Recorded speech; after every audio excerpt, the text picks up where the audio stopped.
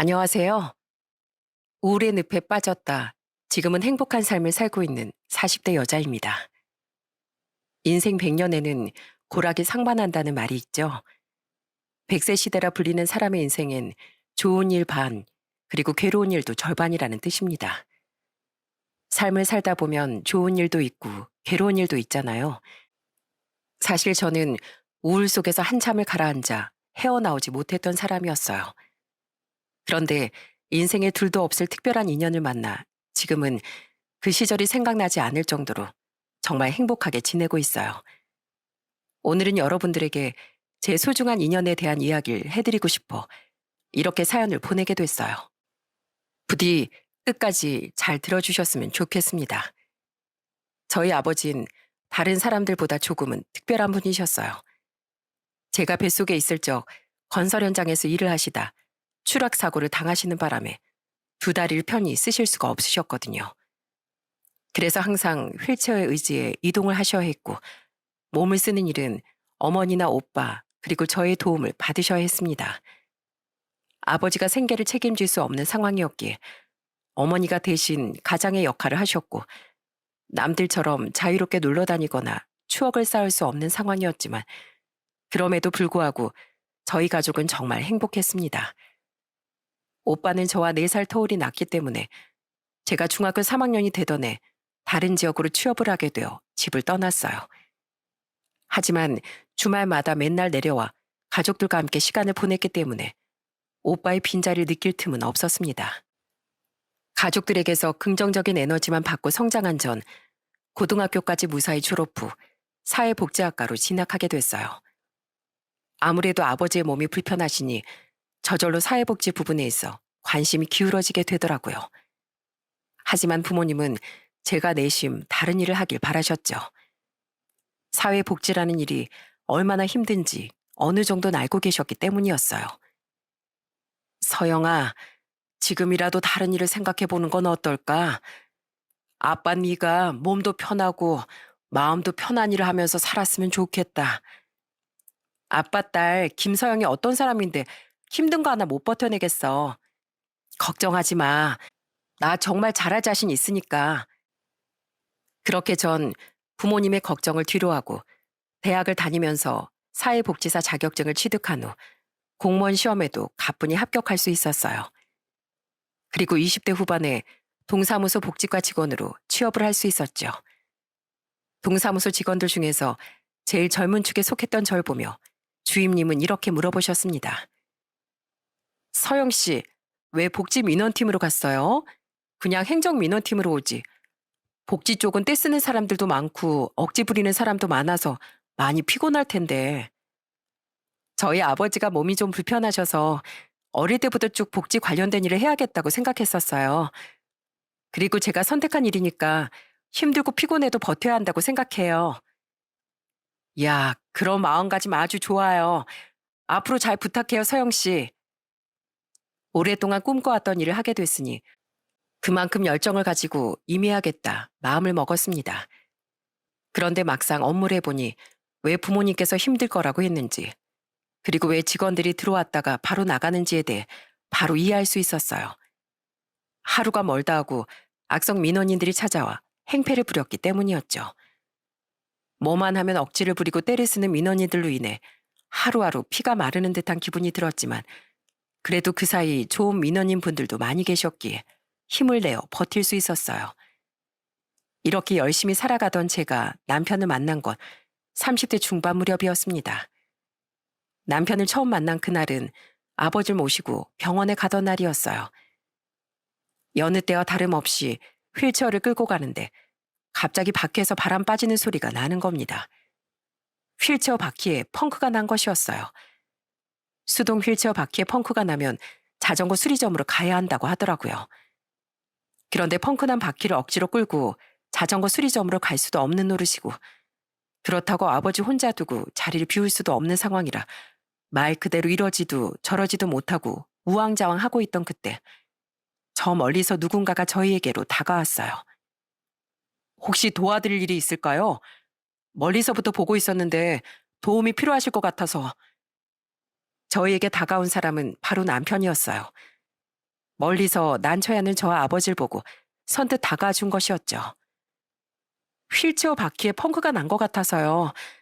자전거 수리점으로 가야 한다는데 이 상태로 자전거 수리점까지 갔다간 다른 쪽 바퀴도 펑크가 나버릴 것 같고 그렇다고 아버지 혼자 두고 갈 수도 없어서 이런 상황이면 그냥 바퀴만 교체해 주시면 돼요. 마침 가까운 곳에 제가 자주 들르는 자전거 수리점이 있거든요. 괜찮으시다면 제가 빠르게 다녀올게요. 남편은 능숙하게 휠체어 바퀴를 분리시킨 뒤 곧바로 자전거 수리점으로 달려갔습니다. 그리고 얼마 지나지 않아 새로운 바퀴를 들고 와서 자연스럽게 다시 휠체어에 고정을 시켜주면서 이렇게 말했습니다. 요즘은 안전한 전동 휠체어도 많이 나오니까 전동 휠체어로 교체하는 게 훨씬 더 편하실 거예요. 그럼 전 이만 가보겠습니다. 잠깐만요. 바퀴 교체 비용은 받아가셔야죠. 얼마 나왔어요? 괜찮아요. 돈 안 받고 했어요. 어차피 단거리라 이런 거 정도 무료로 해주시거든요. 그럼 아버님 오시고 조심해서 들어가세요. 남편은 방긋 웃어 보이며 저희에게 도움을 주고 유유히 사라졌습니다. 모르는 사람에게 선뜻 다가와 도움의 손길을 건네고 유유히 사라지는 남편이 참 멋져 보였어요. 이름도 성도 모르는 지나가는 낯선 사람이었지만 그래도 이 동네에 산다면, 아니 근처에라도 살고 있다면 한 번쯤은 마주쳤으면 좋겠다는 생각이 들었어요. 그 일이 생긴 지 3주 정도 지났을 무렵 저는 정말 깜짝 놀랄 만한 일을 경험했습니다. 정말 세상에 이런 우연이 있을까 싶을 정도의 일이었는데요. 바로 남편을 다시 만난 것이었습니다. 그것도 같은 직장 동료로 말이죠. 남편은 다른 곳에 있다가 최근 저희 동사무소로 발령을 받아서 이곳으로 오게 됐다고 했습니다. 저희는 처음 인사하던 날 서로를 알아보고 눈인사를 했고 점심시간이 되어서야 다가가 대화를 나눌 수 있었어요. 여기서 다시 만나네요. 그날 아버지 모시고 집에 잘 들어가셨어요? 도와주신 덕분에 잘 들어갈 수 있었죠. 그날 감사하다는 말씀도 제대로 못 드리고 사례도 제대로 못하고 마음이 불편해서 어디서든 다시 만났으면 했는데 이렇게 다 뵙네요. 아까 소개할 때 말씀드렸지만 다시 한번 말씀드릴게요. 제 이름은 박동훈입니다. 전 김서영이에요. 혹시 괜찮으시다면 오늘 점심 같이 드실래요? 그날 도와드린 거에 대해 사례를 하고 싶기도 하고요. 좋죠. 같이 점심 먹으러 가요. 저희는 그날 점심 식사를 함께 하면서 여러 이야기들 나눴습니다. 그 짧은 1시간 동안 정말 많은 이야기들을 나누고 끊임없이 웃었습니다. 친구들이랑도 이렇게 수달 떨면서 눈물 나게 웃어본 적이 없었는데 말이 참 잘 통하는 사람이구나 싶었죠. 그렇게 저흰 종종 퇴근을 하고 밥이나 술 한 잔을 간단하게 하고 들어가기도 했고 가끔 쉬는 날엔 함께 영화를 보러 가기도 했어요. 잠을 자고 일어나는 시간을 제외하고 저희는 늘 붙어 있었고 그러다 보니 자연스럽게 서로의 마음이 다 만나게 됐습니다. 그리고 저희가 연애를 하는 동안 남편은 제게 그날 아버지 휠체어 바퀴를 자연스럽게 갈아줄 수 있었던 이유에 대해 말해줬어요. 사실 우리 어머니도 휠체어를 타고 생활하고 계셔. 내가 어렸을 때 교통사고가 나셔서 허리를 크게 다치시는 바람에 그래서 그날 그 상황을 보고서 바로 다가갔던 거야. 저 상황이 내 상황이었으면 어땠을까? 우리 어머니도 길에서 저런 상황을 겪고 계신다면 어떨까 하는 생각이 드니까 몸이 먼저 반응을 하더라고. 아, 그랬었구나. 우리 아버지도 건설 현장에서 일을 하시다가 추락사고 겪으시고부터 휠체어 생활을 시작하셨거든. 우리 생각보다 공통점이 많네. 저희는 이런 공통점을 가지고 있었기에 서로를 더 잘 이해해 줄 수 있었습니다. 아무래도 같은 부분이 있으면 거기에 대해 쉽게 공감도 하고 상황에 대해 이해를 할 수 있어서 좋더라고요. 그 후 저희 두 사람은 1년 정도의 짧은 연애 후 결혼을 약속했어요. 처음 저희 집에 남편이 인사를 왔던 날 아버지께서 남편을 보고 웃으며 이렇게 말씀하셨습니다. 참 사람 인연이라는 게 신기하지? 그날 길에서 도움을 준 사람을 이렇게 사이로 맞이할 거라고 누가 생각이나 했겠어. 자네, 우리 서영이 행복하게 해줄 수 있지? 내가 몸은 이래도 정말 사랑만 주면서 애지중지 곱게 키운 아이야. 그러니까 웃음만 가득할 수 있게끔 자네가 잘해주게. 물론입니다. 저한테 보내주신 거 절대로 후회하지 않으실 수 있게 최선을 다해 사랑만 주겠습니다. 평생 웃게만 해줄 자신이 있습니다. 아이고, 그 목소리 한번 자신감 넘쳐서 좋다. 그리고 저도 시부모님께 처음으로 인사를 드렸습니다. 시부모님은 자상한 미소로 절 맞이해 주셨어요. 우리 예비 며느리 왔냐며 너무 보고 싶었다며 절 따뜻하게 안아주셨어요. 그리고 아버님께선 저희 두 사람을 보며 이렇게 말씀해 주셨죠. 아가씨, 우리 동훈이가 혹시라도 말을 잘 듣지 않거든 나한테 전화해요. 내가 직접 효자손 들고 달려가서 아주 눈물 쏙 빠지도록 혼쭐을 내버릴 테니까. 양측 가족들은 모두 저희의 결혼을 허락해 주셨고 저는 결혼식을 올릴지 말지에 대해 남편과 오랜 시간 동안 대화를 나눴습니다. 그리고 양측 부모님들의 상황을 고려해 결혼식은 언젠가 시간이 많이 흐른 후 올리자는 결론을 내렸어요. 결혼식이야 나중에 나이 들어서 리마인드 웨딩으로 하면 되는 거고 우선 시금 미뤄놓고 혼인신고만 하고 살자. 내가 나중에 세상에서 제일 예쁜 웨딩드레스 입게 해줄게. 우리 최선을 다해서 행복하게 잘 지내보자. 그렇게 저와 남편은 혼인신고만 진행한 후 전셋집을 얻어 알콩달콩 사랑 넘치는 신혼생활을 보냈습니다. 사랑스러운 아들도 둘이나 낳고 말이죠. 남편은 제겐 참 가정적이고 듬직한 남편이었고 우리 아이들에겐 마치 슈퍼맨 같은 아빠였어요. 육아휴직을 낸 전 항상 집에서 아이들을 돌보는 것이 하루 일과였는데 분명 일을 하고 온 남편이 더 피곤하고 힘들었을 텐데도 퇴근을 하고 오면 저보고 수고했다고 말해주면서 이 시간부턴 아이들을 본인이 보겠다고 나서는 사람이었습니다. 당신 이제 퇴근하고 집에 들어왔어. 집에서만큼은 편하게 쉬어야지. 무슨 소리 하는 거야. 밖에서 일하는 것보다 집에서 애들 돌보는 게 곱절은 힘들 텐데. 그러지 말고 방에 가서 눈 좀 붙여. 이렇게 작은 거 하나까지도 저를 배려해주는 남편이 너무나도 고마웠습니다. 눈 뜰 때부터 눈 감을 때까지 사랑하는 사람과 얼굴을 마주하며 살 수 있다는 건 정말 행복 그 자체였어요. 이런 저희 부부에게 뜻하지 않은 불행이 찾아온 건 아이들이 막 걸음마를 뗄 무렵이었어요. 어느 날부턴가 남편은 소화가 안 된다는 말과 함께 속이 쓰라리다라는 말을 달고 살기 시작했습니다. 일주일이 지나고 한 달이 지나도 계속 같은 말을 반복해서 그때부터 예산일이 아니구나 싶어 남편을 데리고 큰 병원으로 향했어요. 그리고 그곳에서 남편은 충격적인 진단을 받게 됐습니다. 남편분 현재 위암 2기입니다. 그래도 다행인 건 2기라 수술도 문제없이 시도해 볼 수 있고 또 항암 치료를 시작하기에도 큰 무리가 없는 상태입니다.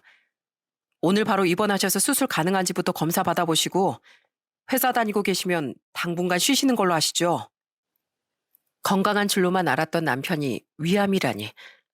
진단을 듣고 크게 충격을 먹었지만 위암 2기는 수술도 가능하고 항암 치료도 진행을 하면 완치를 기대해 볼 수 있다는 말에 조금이나마 안도했습니다. 그 후 남편은 성공적으로 수술을 마쳤고 의사 선생님께선 앞으로 관리만 꾸준히 해주고 남은 치료도 열심히 받으면 완치도 기대를 해볼 수 있을 것 같다는 말씀을 해주셨어요. 큰일을 한 번 겪고 난 이후부터 저희 가족은 좀 더 단단해졌습니다. 남편은 언제 아팠었냐는 듯 다시 건강해졌고 아이들과도 더 열심히 놀아주려고 노력했어요. 당신 병원에서 절대로 무리하거나 스트레스 받으면 안 된다고 했어. 애들하고 놀아주는 건 좋지만 몸부터 생각해. 한동안 아파서 우리 왕자님들한테 사랑도 제대로 못 줬는데 더 열심히 놀아줘야지. 당신 빨래 같은 것도 하지 말고 그냥 놔둬. 내가 전부 다 할 테니까. 됐네요. 그런 건 내가 다 할 테니까 당신은 쉬고 있어. 수술한 지 2달도 채 되지 않아 복직을 하고 집에 와선 집안일과 아이들 놀아주기에 여념이 없었던 남편은 시간이 조금 지난 후 다시 재발을 하고 말았습니다. 암이 다른 장기로 전이가 됐습니다. 전이가 됐다는 것 자체가 안 좋은 건데 그 중에서도 가장 최악이라 불리는 췌장암이네요. 아휴, 이 정도면 항암치료를 진행한다고 하더라도 회복을 기대하기 어려울 것 같습니다. 수술은 당연히 가능한 상태가 아니고요.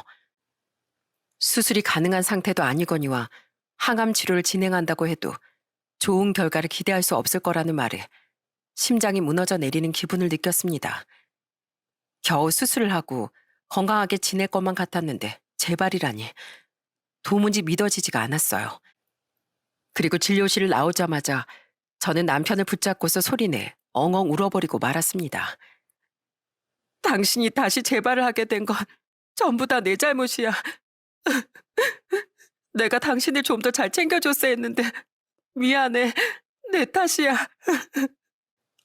내가 아픈 게 왜 당신 탓이야? 내가 몸 관리를 제대로 못해서 그런 거지. 그만 울어. 어? 내가 텔레비전에서 봤는데 췌장암 시한부 판정받고도 기적처럼 10년 넘게 사는 사람도 있었어. 당신도 그렇게 될 수 있어. 할 수 있는 치료는 다 해보자. 한 번 이겨낸 경험이 있으니까 이번에도 꼭 이겨낼 수 있을 거야. 지난번에도 수술 잘 받고 항암 치료도 잘 받고 견뎌냈잖아. 그러니까 이번에도 아무렇지 않게 암이랑 싸워서 이길게. 난 슈퍼맨 같은 아빠고 남편이니까. 그 후 저희는 우선 할 수 있는 치료는 모두 다 해보기로 결정을 하고 치료를 시작했습니다. 의사 선생님께선 이미 심각한 상태이기 때문에 일반적인 치료를 진행하는 건 의미가 없을 거라 말씀하셨지만 절망하면서 손을 놓고 있는 것보단 지푸라기라도 잡아보고 싶은 심정으로 모든 방법을 시도했어요. 남편은 여러 가지 치료를 시도하면서 이따금씩 통증이 찾아와 굉장히 괴로워했습니다. 당신 너무 잘하고 있어. 조금만 더 하면 우리한테 기적이 찾아와 줄 거야. 우리 조금만 더 버텨보자. 알겠지? 애들이 당신한테 영상 편지도 남겨놨어. 한번 볼래? 우리 강아지들 아빠 없이도 잘 지내고 있네. 내가 가서 우리 강아지들한테 뽀뽀도 해주고 해야 하는데. 우리 나중에 리마인드 웨딩 하기로 했잖아. 그거 생각하면서 힘들어도 버텨보자, 여보. 그렇지. 당신한테 제일 예쁜 드레스 입혀주기로 했으니까 그 약속 지켜야지 꼭. 이렇게 희망을 품고 있으면 그래도 조금은 나아질 줄 알았습니다. 다른 사람에게도 찾아오는 기적이 우리한테도 찾아와 줄 거라 믿었어요. 하지만 남편은 예고되었던 한 달도 넘기지 못하고 40대 초반이라는 젊은 나이에 저와 아이들만 남겨둔 채 이 세상과 영원한 이별을 고하고 말았습니다. 남편의 영정사진은 해맑게 웃고 있는 사진이었어요. 이렇게 갑작스럽게 떠날 거라는 생각은 하지 못했기에 영정사진에 쓸 사진은 제 찍어놓지 않았거든요. 행복하게 웃고 있는 남편의 사진을 보면서 저는 하염없이 눈물만 흘렸습니다.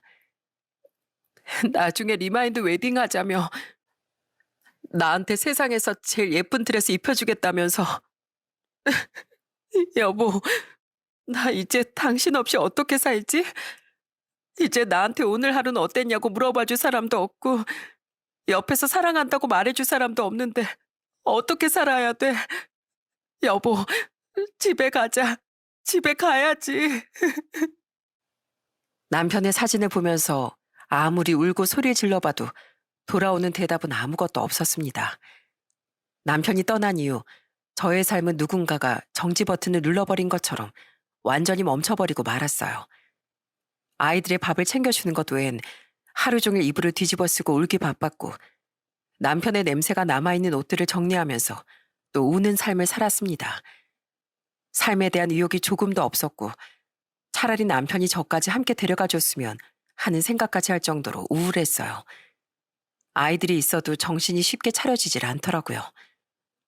그렇게 우울이라는 감정이 한도 끝도 없이 저 스스로를 집어삼키고 있을 무렵 집으로 시부모님께서 찾아오셨습니다. 두 분은 저의 얼굴을 보고 정말 소스라치게 놀라셨어요. 얼굴이 왜 이렇게 상했어? 설마 밥도 제대로 안 챙겨 먹은 거야? 예, 정신 차려. 너한텐 애들이 있잖아. 혼자 남은 것도 아니고 이제 애들한텐 엄마 하나뿐인데 네가 이러고 있으면 어떡하니? 어머니, 저 너무 힘들어요. 하루하루 살아가는 게 너무 악몽 같아요. 그 사람이 저한테 세상의 전부였는데 이제 어떻게 살아가야 할지 감도 안 잡혀요. 저 이제 어떡해요, 어머니?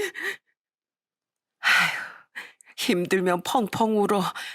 그리고 정신줄 똑바로 붙들고 살아. 그래야 우리 동훈이도 하늘에서 마음 놓고 지켜볼 수 있을 거 아니야. 힘들고 지치더라도 남은 애들을 가장 우선으로 생각해야지. 무슨 일이 있어도 아이들의 엄마라는 걸 기억하고 살아야 돼. 저는 그날 어머님의 품에서 한참을 울었습니다. 그리고 어머님 말씀을 듣고 이젠 그만 울어야지, 그만 슬퍼해야지 하고 다짐했어요. 어머니 말씀대로 제가 계속 울기만 하면 손이 닿지 않는 곳에 있는 남편이 속상해할 것 같더라고요. 무엇보다 제겐 책임져야 할 두 아이들이 남아 있었기에 정신을 똑바로 차려야겠다 생각했습니다. 남편이 떠난 후 시댁과는 아주 기본적인 안부 인사만 주고받고 살았고, 전 아이들을 어린이집으로 보낸 후 원래 일하던 동사무소로 복귀했습니다. 다들 큰일을 치를 때 얼굴을 봤었기에 저의 복귀를 반겨줬고 또 위로의 말도 건네주시더라고요.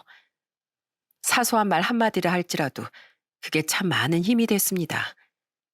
제 인생에 있어 특별하다고 말할 수 있는 인연을 만난 건 복직을 한 뒤로부터 1년이 지났을 무렵이었어요. 그날은 퇴근을 하고 집에 가는 길이었습니다. 그런데 저 멀리 사람들이 웅성거리고 있는 게 보이더라고요. 무슨 일이라도 났나 싶은 마음에 가보니 그 자리에 폐지가 쌓인 리어카 한 대와 엄청 야이신 할머니 한 분이 주저앉아 계신 게 아니겠어요? 무슨 일이에요? 할머니가 리어카를 끄시다가 쓰러지셨대요. 우선은 구급차 올 때까지 다들 기다리는 중이에요. 주변 행인들 말로는 할머니께서 폐지가 쌓여있는 리어카를 끄시다가 벼랑간 주저앉으셨다고 하는 겁니다. 그런데 그 소리를 들은 전 머릿속에 딱 하나가 스쳐 지나갔습니다. 바로 저혈당이었어요. 원래 저혈당이 찾아오면 힘이 없어지고 심할 경우엔 갑자기 쓰러지거나 주저앉기도 하거든요. 혹시나 싶은 마음에 저는 할머니께 다가가 여쭤봤습니다. 할머니, 제 목소리 들리세요? 어, 할머니, 전에도 이런 적 있으셨어요? 막 몸에 힘 안 들어가고 갑자기 풀썩 쓰러지거나 주저앉고. 사탕, 사탕 입에 넣어줘. 제가 예상했던 게 맞았습니다. 할머니께선 저혈당 쇼크가 찾아오신 거였어요.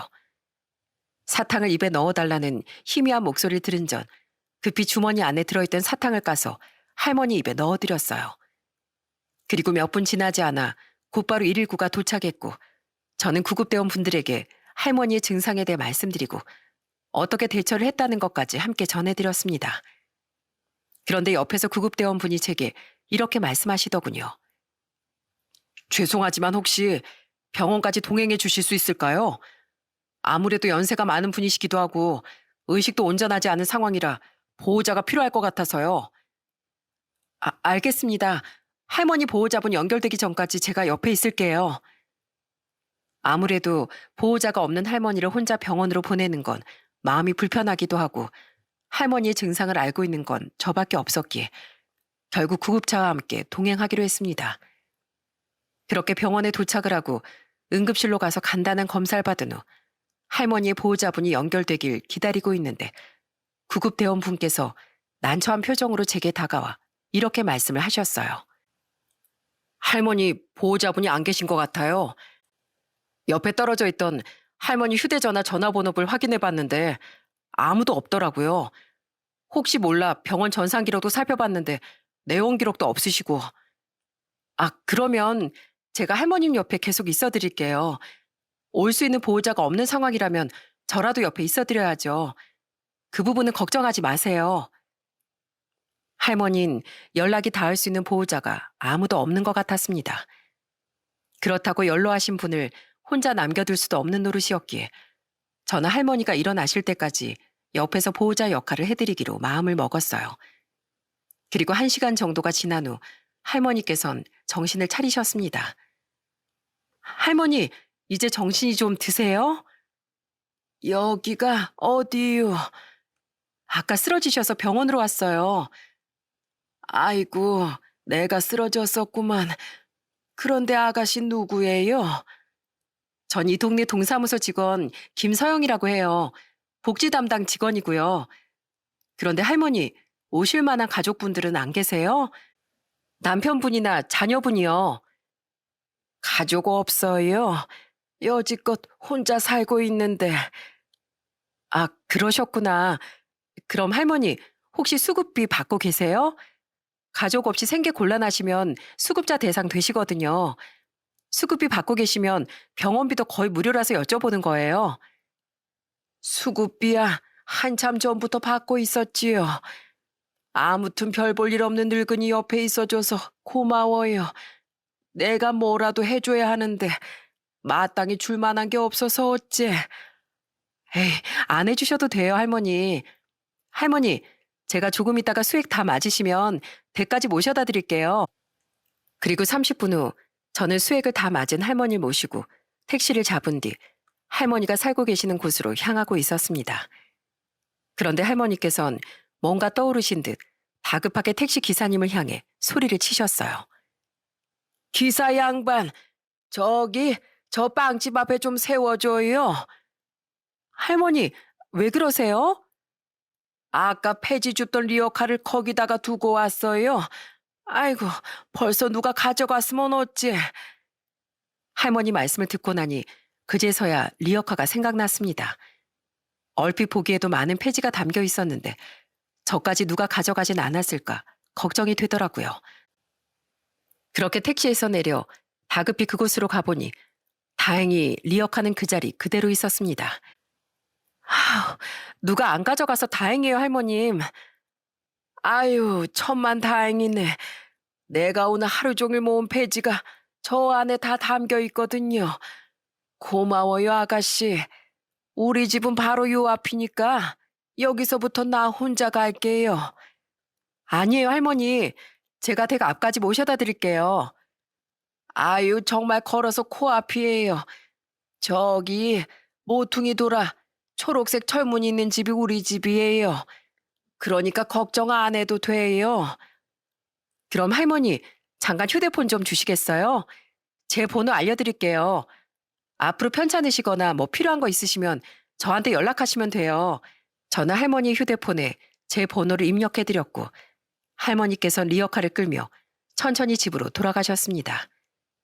그 이후로도 가끔 할머니를 동네에서 마주칠 수 있었어요. 마주칠 때마다 할머니께선 폐지를 줍고 계셨고 저는 여유가 있을 때마다 폐지 줍는 일을 살짝 거들어 드리곤 했습니다. 그 모습을 볼 때면 할머니는 항상 제게 역정을 내셨어요. 이젠 말을 편히 하시면서 말이죠. 손 더러워진다고 하지 말라니까 그러네. 우리 같은 늙은이들은 손에 굳은 살이 배길 대로 배겨서 더러워지거나 말거나 하지만 아이 젊은 사람들은 아니지 않어. 그 고운 손 아껴야 할 거 아니야. 할머니, 저도 굳은 살 생각보다 많이 박혀 있어요. 그래서 손 좀 더러워져도 상관없어요. 아유 참, 못 말린다 못 말려. 그리고 아주 가끔 아이들과 함께 있을 때 리어카를 끌고 계시는 할머니를 발견하기도 했어요. 그럴 때마다 전 아이들과 함께 할머니 리어카 뒤쪽을 열심히 밀어드리기도 했습니다. 아무래도 오르막길이나 언덕진길을 혼자 끌고 올라가시려면 어르신 혼자선 무리가 있다고 판단했기 때문이었죠. 그래서 할머니께선 저희 아이들도 무척이나 예뻐해 주셨답니다. 고놈들 참, 엄마 닮아서 그런가 인물들이 하나같이 다 훤칠하네. 헬미가 뭐 줄 건 없고 얘다 사탕이다. 많이 먹으면 이상하니까 한 개씩만 먹어야 한다. 알겠지? 네, 할머니, 감사합니다. 가끔 전 할머니를 보면서 궁금증을 느꼈어요. 왜 혼자 지내고 계신 건지, 결혼은 하지 않으신 건지 말이죠. 마음속에만 품고 있던 궁금함은 얼마 지나지 않아 우연한 기회로 풀릴 수 있었습니다. 그날은 조금 빨리 퇴근을 하는 날이었는데 할머니께서 벼랑간 제게 전화를 걸어오셨어요. 오늘 혹시 바쁜 일 있어? 오늘요? 아니요. 오늘은 빨리 퇴근하는 날이라 이제 막 나오던 참이었어요. 무슨 일 있으세요, 할머니? 그냥, 별일 없으면 같이 저녁이나 먹을까 했지. 오늘 마침 수급비도 들어온 날이라 내가 서영이한테 고마워서 밥이라도 한 끼 사주려고. 에이, 할머니, 사드려도 제가 사드려야죠. 뭐 드시고 싶으세요? 말씀만 하세요. 간단하게 국수나 한 그릇 먹으러 갈래? 내가 잘 아는 곳이 있는데 동사무소 바로 옆에 있는 곳이야. 아, 어딘지 저 알 것 같아요. 그럼 그 앞에서 기다리고 있을게, 할머니. 할머니는 저번 일로 저에 대한 보답을 하고 싶은 걸로 보였습니다. 그렇게 저는 할머니와 함께 근처에 있는 국수집으로 향했어요. 할머니와 같이 마주 앉아 식사를 하는 건 처음이었지만 이상하게 어색하지가 않더라고요. 식사를 하면서 할머니에 대해 몰랐던 것들을 모두 알 수 있었습니다. 사실 오늘이 내 생일이거든. 동시에 내 아들을 보육원으로 보낸 날이기도 하고 그날 이후로 한 번도 내 생일을 챙긴 적이 없었는데 그냥 오늘은 이상하게 누군가랑 같이 밥을 먹고 이야기를 하고 싶더라고. 아, 그런 일이 있으셨어요. 그런데 아들을 보육원으로 보낸 날이라뇨. 가족이 있으셨던 거예요, 그럼? 사실 난 20살에 혼자 아이를 낳았어. 남편이란 놈은 나랑 5살 차이가 났는데 아이를 가졌다고 말하니까 자긴 날 책임져 줄 여력이 없다면서 그냥 도망을 가버리더라고. 나도 아이를 포기할까 싶었지만 차마 포기할 수가 없었어. 그래서 혼자라도 키워야겠다 하는 생각으로 아이를 낳았는데 가방끈도 짧고 형편도 안 좋은 여자 혼자 아이를 낳아 키우는 건 아이에게 정말 못할 짓이라는 걸 깨달았어. 그래서 버티다 결국 아이가 3살이 되더니 난 아이에게 가난을 물려주고 싶지 않아서 보육원에다가 아이를 보내게 됐어.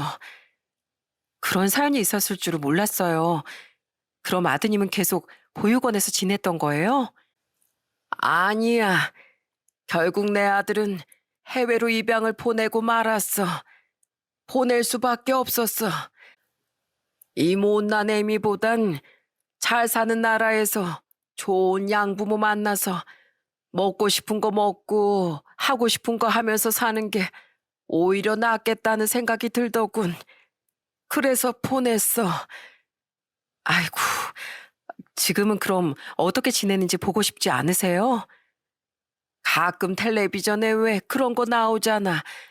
해외 입양 간 아이가 친부모를 찾아 나서고 뭐 그러는 거. 나도 그걸 보고 가끔 우리 아들을 찾아볼까 싶은 생각을 하긴 했었지. 그치만 살기 힘들어 자식 버린 애미가 뭐 잘한 게 있다고 아들을 찾겠어. 그래서 그냥 마음속에 묻어놓고 살고 있어. 잘 지내고 있겠지 생각하면서. 덤덤하게 아들의 이야기를 하시는 할머니의 표정엔 슬픔이 가득 묻어나왔습니다. 어쩔 수 없이 자식을 타국에까지 보내야 했던 그 마음을 감히 누가 헤아릴 수 있을까 싶었어요. 할머니의 몰랐던 사연을 듣고 나니 더 할머니에게 이상하리만큼 신경이 쓰이고 더 챙겨드리고 싶었습니다. 그 이후부터 틈틈이 할머니 건강도 챙겨드리고 반찬도 갖다 드리며 가까운 사이로 지낼 수 있었죠. 할머니는 제가 연락이 없는 날이면 무슨 일이 있냐면서 전화를 하실 정도였으니까요. 그렇게 얼마나 시간이 지났을까요? 몇 년이 지난 어느 날 할머니께선 잔뜩 상기된 목소리로 제게 전화를 걸어왔습니다. 할머니를 알고 지낸 날 중 가장 기쁨이 가득 묻어 있었던 목소리였어요. 서영아, 서영이 혹시 안 바쁘면 지금 우리 집으로 올 수 있어? 너한테 꼭 소개시켜주고 싶은 사람이 있어서 그래. 네?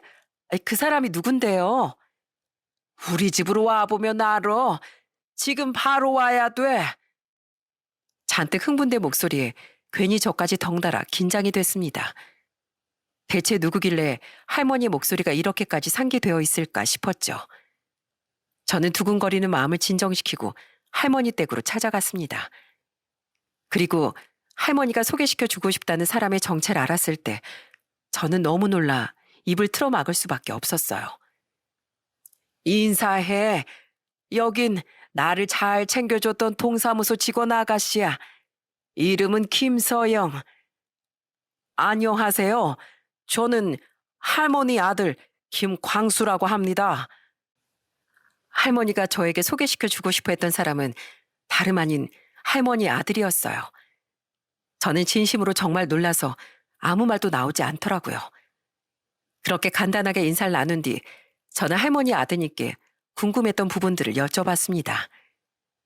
3살쯤 해외 입양을 갔다고 들었어요. 세월이 많이 흘렀는데 어떻게 할머님을 찾으실 수 있었던 거예요? 저희 부모님은 재미 동포십니다. 한국계 미국인이라고 어릴 적 미국에 와서 정착한 사람들이었어요. 그래서 전 한 번도 제가 입양하라고 생각하며 자란 적이 없었습니다. 그런데 아버지께서 돌아가시기 전 제 손을 잡고 이렇게 말씀해 주셨어요. 사실 전 두 분의 친자식이 아니었다고, 낳아주신 어머니는 따로 계신다고 말이죠. 아, 양아버지께서 그렇게 말씀을 해주신 거군요. 여태까지 전 제가 두 분의 자식인 줄 알고 평생을 살아왔는데 당연히 충격을 먹을 수밖에 없었죠. 그리고 아버지 장례를 다 치른 후 어머닌 제게 사진 한 장을 건네주셨어요. 저와 친어머니가 같이 찍은 사진이라면서 그 사진을 보고서야 제가 부모님께 입양된 아이라는 걸 확실히 깨달을 수 있었어요. 그래서 그날 이후부터 양어머니와 함께 어머니를 찾기 시작했어요. 친어머니 찾는데 오랜 시간 걸렸습니다. 한국에 몇 번이나 왔는지 몰라요. 그렇게 노력한 끝에 유전자 검사를 통해서 어머니를 찾을 수 있었어요. 진작 알았더라면 이렇게 찾아왔을 텐데 너무 늦게 찾아와서 정말 죄송할 따름이에요. 고맙다, 고마워. 그리고 네가 뭐가 죄송하니? 널 입양 보낸 이 애미가 죄송하지. 난 죽기 전까지 평생 아들을 볼 수 없을 거라 생각했는데 이젠 죽어도 여한이 없다. 이렇게 와줘서 정말 고맙다, 고마워. 할머니, 보고 있는 제가 기분이 다 좋네요. 그러면 이젠 한국에서 사시는 거예요? 한동안은 한국에 있다가 다시 미국으로 돌아가야 할 것 같습니다. 해야 할 일이 있거든요. 서영 씨, 그동안 저희 어머니 옆에서 많이 챙겨주셨다는 이야기 들었어요. 정말 감사합니다. 전 정말 아무것도 한 게 없어요. 그저 제가 할 수 있는 일을 했을 뿐인걸요. 할머니, 아드님께서 한국에 계시는 동안 좋은 시간 보내세요. 생각보다 한국은 정말 따뜻하고 아름다운 곳이거든요. 우리 아드님 고향이기도 하잖아요. 먼 길을 떠나 이렇게 고향에 오셨으니 어머님과 먹어보고 싶었던 것도 마음껏 드시고 또 가보고 싶었던 곳에도 가보세요. 아셨죠? 네, 역시 한국은 정이 많은 나라라고 하더니 정말 많은 것 같네요. 이렇게 생각해 주셔서 감사합니다. 서영아, 널 만나고 나서부터 정말 모든 일이 다 잘 풀리는 것 같아. 정말 고맙다, 고마워. 할머니께서 그토록 마음속으로만 그리워하셨던 아드님을 뵙고 나니 괜히 마음이 짠해지는 느낌이 들었습니다. 할머니는 70년이라는 시간 동안 겉으로 표현은 안 하셨지만 얼마나 아들이 보고 싶고 그리우셨을까요? 그래도 이렇게나마 만났으니 오랫동안 쌓여왔던 그리움을 조금이라도 털어내실 수 있길, 아들분이 다시 미국으로 돌아가실 때까지 행복한 시간을 보내실 수 있길 바랬습니다. 할머니께선 제게 문자 메시지로 아드님과 함께 다녀오셨던 곳, 함께 드셨던 것들을 사진으로 보내주시곤 했어요. 그리고 아드님과 함께 찍은 사진도 보내주셨답니다. 그 모습을 보니 할머니의 행복함이 고스란히 전해지는 것 같아 웃음이 나더라고요. 그 후 할머니의 아드님은 한국을 3번 정도 와서 할머니와 명절도 보내고 즐거운 시간을 보냈습니다. 너무 효자였고 할머니를 많이 챙겼죠. 그런데 마지막으로 한국에 다녀간 뒤 2년이 지나도록 갑자기 연락이 끊겼다고 했습니다. 할머니는 아드님이 무슨 일이 있는 건지 많이 불안해하시고 걱정을 하셨어요. 제게 전화를 해보라고 해서 제가 연락을 몇 번이고 해보았지만 연락이 닿지 않았습니다. 그렇게 얼마나 시간이 지났을까요? 한가롭던 오후 시간, 할머니께선 당황스러운 표정을 짓고 동사무소로 찾아오셔선 뜬금없이 제게 편지 봉투 하나를 건네주셨습니다. 할머니, 이게 뭐예요? 오늘 아침에 우리 집으로 날아온 편지야. 우체부 양반한테 물어보니까 김광수라는 사람이 보냈다고 하더라고. 김광수면 우리 아들 이름인데 미국에서 나한테 편지를 보낸 것 같아. 그런데 내가 까막눈이라 글을 읽을 수가 없어서 이렇게 가져와 봤어. 미안한데 혹시 좀 읽어줄 수 있겠어? 저는 딱히 고민하지 않고 할머니가 건네주시는 편지를 받아 우선 눈으로 천천히 읽어봤습니다. 그런데 편지 내용을 읽으면 읽을수록 심장은 빠르게 뛰고 손이 덜덜 떨려오기 시작했어요. 제 옆에 있던 직원도 편지를 보더니 이내 입을 틀어막고 아무런 말도 하지 못했습니다. 할머니, 지금부터 편지 읽어드릴 건데 듣고 너무 놀라지 마세요. 안에 대체 무슨 내용이 적혀 있길래 그래? 우선 한번 읽어봐. 사랑하는 친어머니께, 어머니, 태어나 처음이자 마지막으로 이렇게 어머니께 편지를 올립니다. 미국의 하늘은 너무나도 푸르릅니다. 어머니와 전화를 하며 안부를 묻고 같이 웃고 사랑한다는 이야기를 전하고 싶지만 차마 그럴 수가 없어 눈물이 흐릅니다. 미국의 제 친구들은 제게 이렇게 묻습니다. 나를 버린 친어머니를 원망하지 않느냐고, 왜 친어머니를 보러 한국으로 갔느냐고 말이죠. 양아버지 이야기를 듣고 어머니의 존재를 처음 알았지만 양어머니께서 제게 보여주셨던 어머니가 저를 안고 찍은 그 사진, 그 단 한 장의 사진에서 전 어머니의 마음을 읽을 수 있었습니다. 아이고, 녀석도 참. 그런 어머니를 꼭 다시 만나 뵙고 싶었습니다. 만나게 되면 원망이 아니라 살아계셔서 다행이라고, 보고 싶었다고 꽉 껴안으며 온기를 느끼고 싶었어요. 눈을 감기 전에 꼭 만나 뵙고 싶었는데 그 소원을 이룰 수 있어 너무 행복했습니다. 어머니를 만난 그 순간엔 너무 눈물이 났지만 함께 할 수 있어서 좋았어요. 영원히 어머니 손을 놓지 않고 싶었습니다. 그런데 아이, 뭐 하고 있어? 계속 읽지 않고. 전 그 이후 문장부터 읽기가 너무 힘들었습니다. 너무 눈물이 많이 났기 때문이었죠. 그런데 제가 2년 전에 말기암 판정을 받고 말았어요. 너무 충격이 컸고 어떻게든 살고 싶었어요. 어머니에게 연락을 안 드렸던 이유는 어머니를 오랜만에 만났는데 이런 소식을 전하고 싶지 않아서였어요. 어떻게든 살아서 건강한 모습으로 어머니를 찾고 싶었습니다. 그런데 결국 전 암을 이기지 못했어요. 의사 말로는 얼마 못 간다고 했습니다. 그래서 이렇게 펜을 들게 되었어요. 어머니, 많이 보고 싶습니다. 눈을 감기 전 어머니와 한국의 맛있는 불고기와 비빔밥도 먹어보고 어머니의 주름진 손을 잡고 경복궁도 걸어볼 수 있어서 행복했습니다. 어머니가 끓여준 된장찌개도 너무 기억이 많이 나고요. 다시 그날이 오기만을 지금껏 버티고 버텼는데 이젠 어려울 것 같습니다. 아마 어머니가 이 편지를 받으실 때쯤엔 전 이미 이 세상 사람이 아닐 수도 있겠네요. 그럼 이 아들은 먼저 하늘나라로 가서 어머니를 기다리고 있겠습니다. 그땐 제가 편안히 모실게요. 영원히 어머니 손을 놓지 않겠습니다. 사랑합니다, 어머니. 보고 싶고 그리울 나의 어머니에게 이 편지가 부디 무사히 닿기를. 한 장을 꽉 채운 편지지엔 군데군데 눈물이 흘러 잉크가 번진 자국도 보였습니다. 편지 내용을 들은 동사무소 직원들은 눈물바다가 되고 말았어요.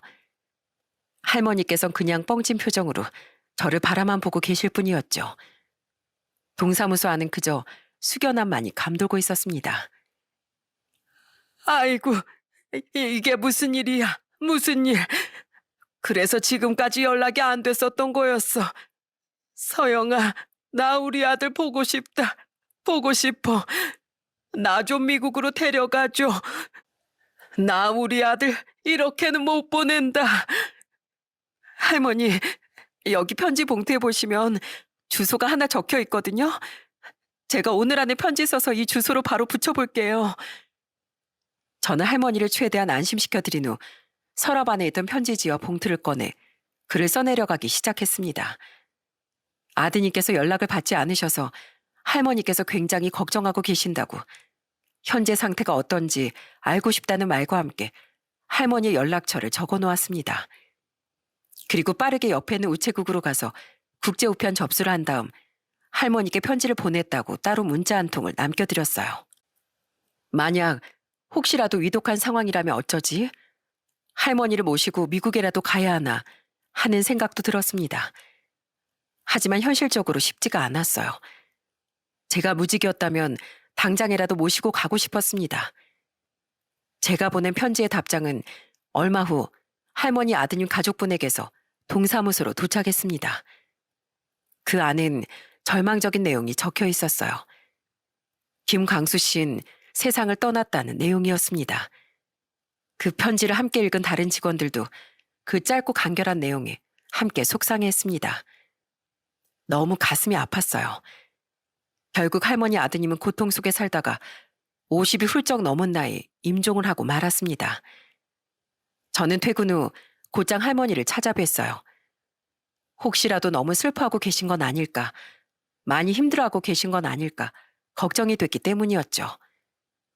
하지만 문을 열고 저를 맞이해 주신 할머니는 의외로 덤덤하고 밝은 얼굴로 저를 맞이해 주셨습니다. 알고 있었어. 며칠 전에 내 아들이 꿈에 나타났더라고. 꿈에서라도 날 만나고 싶다면서 말이야. 내 얼굴을 어루만져 주며 웃는 얼굴로 결국 떠나갔어. 우리 아들이 웃는 얼굴로 떠나갔네. 너무 편안해 보였어. 그렇게 난 내 아들을 웃는 모습으로 떠나보내기로 했네. 그러니 슬퍼하지 말게. 우리 아들은 분명 날 기다리고 있을 테니까. 할머니께선 제게 덤덤한 말투로 말씀을 하시다 이내 눈물을 흘리셨습니다. 저는 그런 할머니를 아무 말 없이 꼭 안아드렸어요. 그리고 몇 분의 시간이 지나고 할머니는 제 손을 꼭 잡아주시며 이렇게 말씀하셨습니다. 그래도 서영이 네가 있어서 우리 아들의 마지막 편지를 받아볼 수 있었고, 또 우리 아들이 길러준 분과 전화 통화까지 할 수 있었어. 정말 고맙다. 할머니, 앞으로 제가 무슨 일 있을 때마다 할머니를 위해서 달려오는 사람이 될게요. 아프실 땐 간호해드리고, 기쁠 땐 같이 기뻐하고, 또 슬플 땐 같이 껴안고 울어드릴게요. 할머니 친자식처럼 할머니 곁에 꼭 붙어서 꼭 힘이 되어드릴게요. 그러니까 앞으로 쭉 힘내서 살아가셔야 돼요. 아셨죠? 그날 이후 전 할머니를 더욱 자주 찾아뵙고 있습니다. 그리고 할머니께서 아드님을 추억하실 수 있게 제게 보내주셨던 사진을 인화해 액자로 만들어드렸어요. 보고 싶을 때마다 아드님의 사진을 달아 없어질 때까지 보실 수 있도록 말이죠. 할머니와 아드님의 사연을 직접 목격하면서 전 제 자신이 너무 나약한 존재고 저밖에 모르고 살았다는 생각이 들었어요. 그래서 저는 그날 일 이후부터 부모님에게 항상 감사하다는 말씀을 드리며 사랑한다는 말을 자주 드리고 있습니다. 가까이 있으면서도 부모의 소중함을 잊고 살아간 제 자신이 한없이 부끄러웠거든요. 지금 이 사연을 듣고 계신 구독자 여러분들도 오늘 지금 이 순간 한번 우리 부모님에게 전화 한 통 드려보는 게 어떨까요?